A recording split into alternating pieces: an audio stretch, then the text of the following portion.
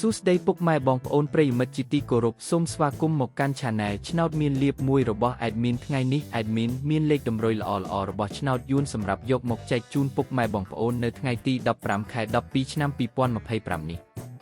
ដូចនេះ Admin មិនចង់ចាយពេលវេលារបស់ពុកម៉ែបងប្អូនយូរតោះយើងមកតាមដានលេខតម្រុយឆ្នោតរបស់យើងទាំងអស់គ្នាសម្រាប់លេខតម្រុយ2លេខមានលេខ88លេខ94និងចុងក្រោយលេខ17សម្រាប់លេខតម្រុយអូស2លេខមានលេខតម្រុយទី1អូស80និងលេខតម្រុយចុងក្រោយអូស90សម្រាប់លេខតម្រុយ3លេខមាន889គុណនិង417គុណ